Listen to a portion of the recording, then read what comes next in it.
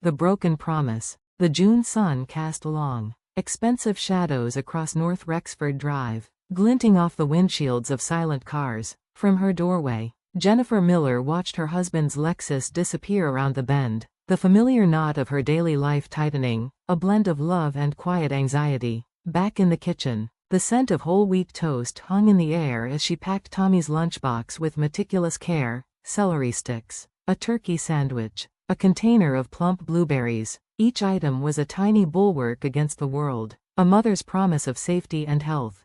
A whirlwind in a red Spider-Man t-shirt burst into the room. "Mom, I love today's sandwich." Tommy's face was a beacon of uncomplicated joy. Jennifer smoothed his hair, her heart clenching with a love so fierce it sometimes frightened her. "What are you learning today?" she asked, sealing the lunchbox. "Math, and I get to read to the class," he announced, puffing his chest. "The teacher says I'm the best reader." His pride was a tangible thing, bright and filling the sunlit kitchen. This was their piece, a piece built on Jennifer's $80,000 salary as a real estate agent and her husband Michael's $120,000 as a construction department head. In the rarefied air of Beverly Hills, they were comfortable, but it was the genuine warmth between them that truly defined their home, a warmth Jennifer feared was absent in the rest of her family.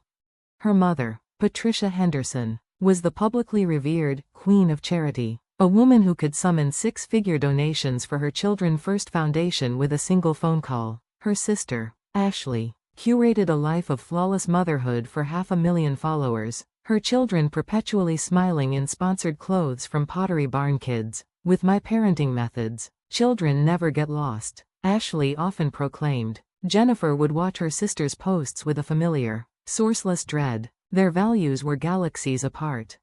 The fracture came with a simple request over breakfast. "Mom, I want to go to Disneyland. I want to meet Spider-Man." Tommy's eyes were wide with longing. Jennifer's stomach dropped. She had a meeting for a $2.5 million listing, a deal that represented nearly half her annual income. "We'll take him," Patricia offered, her voice smooth as polished marble. Ashley nodded, her smile a perfect, camera-ready curve. "It'll be a perfect day for content." Something flickered behind their eyes, a shadow Jennifer couldn't name, but Michael, ever pragmatic, nudged her. "It's your mother and sister. This deal could make our year." Reluctance a cold stone in her gut, Jennifer agreed. "Be careful. Call me if anything happens." "Anything," she insisted at the door, her hand lingering on Tommy's shoulder. His Spider-Man backpack bounced as he skipped to their mother's Mercedes. Patricia and Ashley waved, their smiles unwavering. The car pulled away, and the street fell silent, the June sky a cruel, cloudless blue. The photos started at 9 a.m. Tommy, ecstatic, arms flung wide at the park entrance, his grandmother and aunt flanking him like polished statues. "Don't worry, Jenny, we'll take good care of him," Patricia's text read. Another photo at 10 a.m., by the Ferris wheel, another at 11 a.m., in Adventureland. Each image of Tommy's beaming face chipped away at Jennifer's anxiety. "See? Everything is fine," she told herself, burying the unease beneath contract reviews and comparable listings. Then, the stream of photos stopped. Noon passed, then 1 p.m. The silence from her phone became a roar in her ears. "They're just having fun," she thought, her knuckles white as she gripped her pen. "They're busy." At 2:30 p.m., her phone vibrated, an unknown number. "Mrs. Miller? This is John Martin from Disneyland Guest Services. Your son is currently at our Lost Children Center." The world tilted. "What? That's impossible. My mother and sister are with him. He was found alone near Adventureland. He's been here for about 45 minutes. Her voice was a strangled whisper. "Can I speak with him?" A moment of static, then a small, broken voice. "Mom? Tommy, baby, are you okay? What happened?" "Grandma and Aunt Ashley, they told me to wait. They said they'd be right back." He was crying, the words hiccuping through sobs. "They never came back." A cold fury, absolute and terrifying, flooded Jennifer's veins. She called her mother. The phone rang 4 times before connecting, the background noise a cacophony of upbeat mall music. "Jenny, what is it?" Patricia's voice was light, almost bored. "Mom, where is Tommy?" "Tommy? He's right here with us, of course. The lie was so casual it was chilling. He is at the Lost Children Center. He's been there for almost an hour. A beat of silence, then a dismissive sigh. Oh, don't be so dramatic. We just got separated in a crowd. In the background, Jennifer heard Ashley's unmistakable voice, crisp and sanctimonious. See? This is why my children never get lost.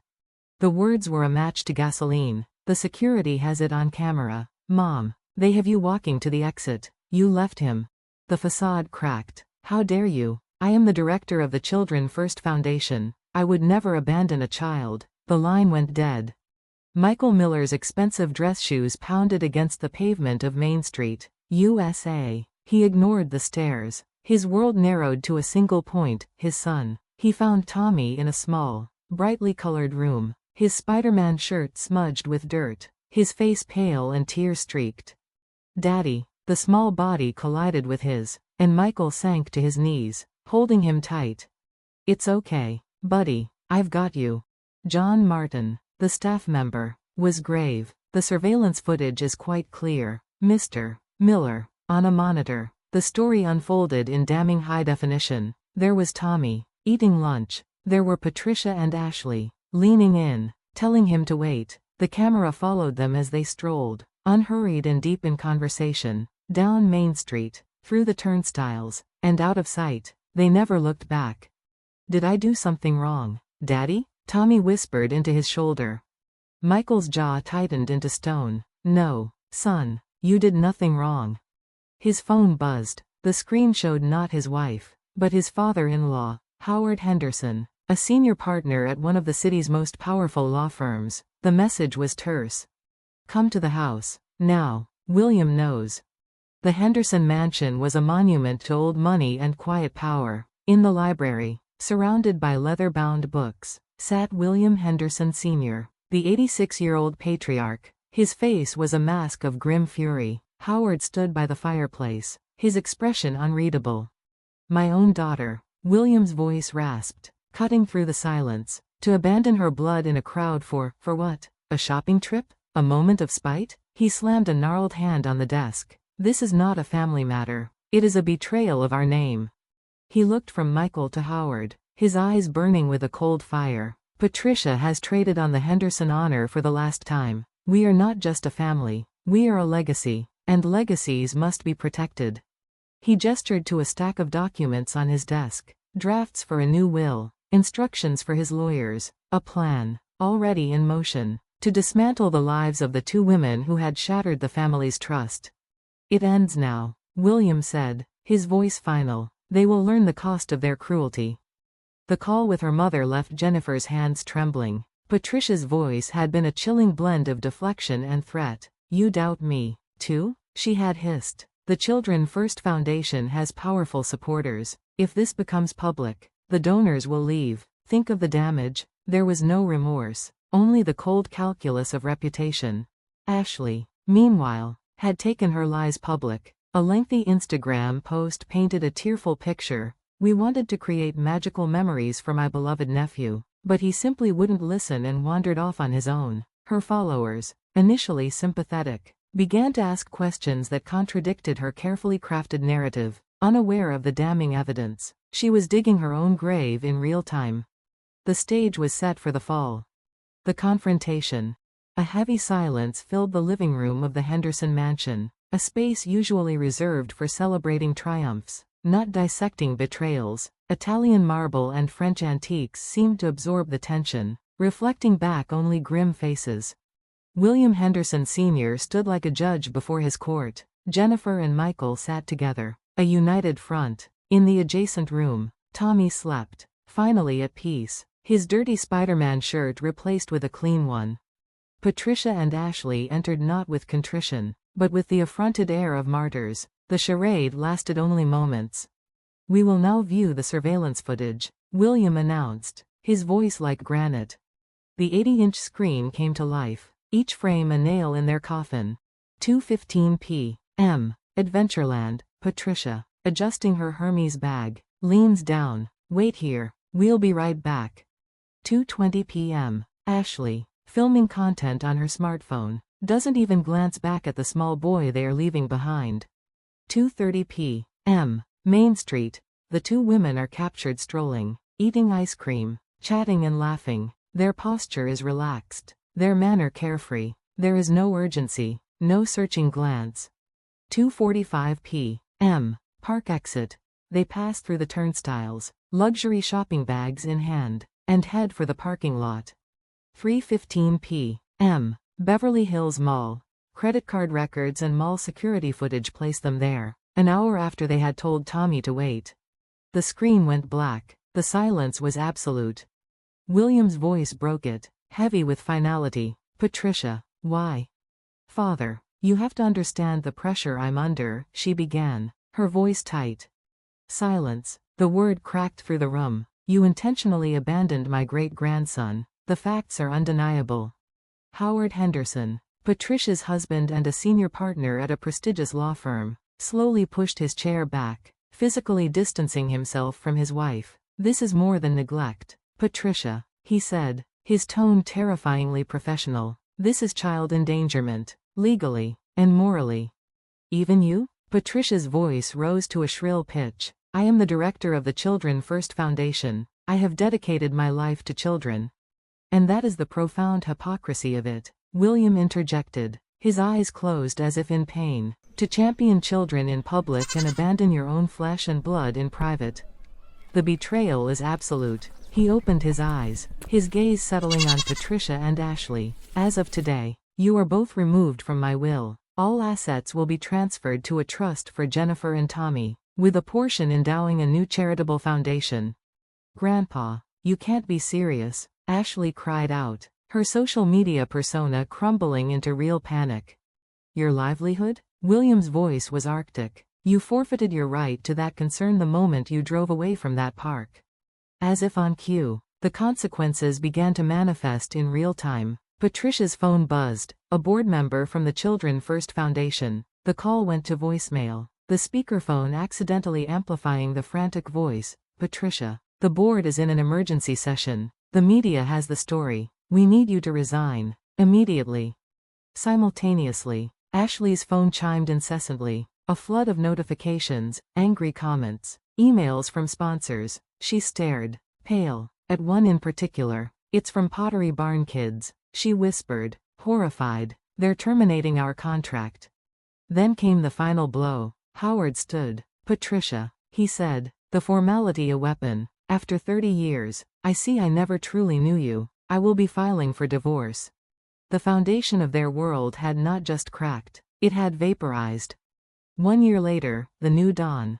The California sun streamed into the kitchen of a new, happier home in Beverly Hills. The scent of coffee and organic bread from Trader Joe's filled the air. Don't forget to make a sandwich for Dad, too, Tommy chirped, his Spider-Man pajamas a bright spot of color. The shadow in his eyes had receded, replaced by a hard-won light, nurtured by months of patient therapy. Of course, sweetheart, Jennifer smiled, layering turkey and vegetables. The ritual was familiar, but the peace surrounding it was new. The year had been a crucible, forging a stronger, more authentic family. Jennifer had launched Miller Family Real Estate, her reputation for integrity bolstered by her grandfather's steadfast support. Michael, promoted to vice president at Constructive Futures, found his dedication to his family mirrored and rewarded in his career. Tommy's resilience was the greatest victory. His simple statement one evening, "Mom, I'm okay now," had brought Jennifer tears of profound relief. The downfall of Patricia and Ashley was as total as it was deserved. The Children First Foundation ejected Patricia, its donors fleeing in disgust. Ashley's social media empire collapsed under the weight of her hypocrisy, her follower count and six-figure income evaporating almost overnight. They now lived in obscurity in a San Fernando Valley apartment, their glamorous lives a faded memory. As William had said, they had brought it upon themselves.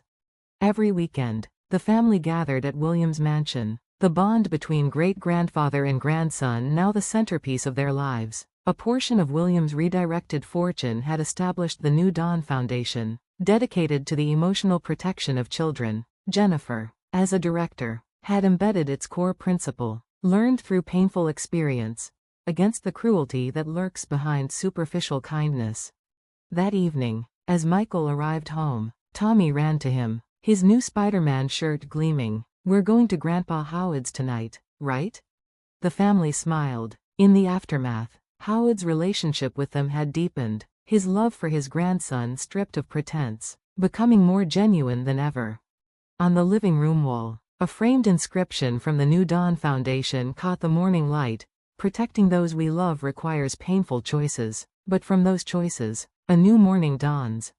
It was more than a motto, it was their story. The long night was over, and a new day, guided by genuine love, had finally begun.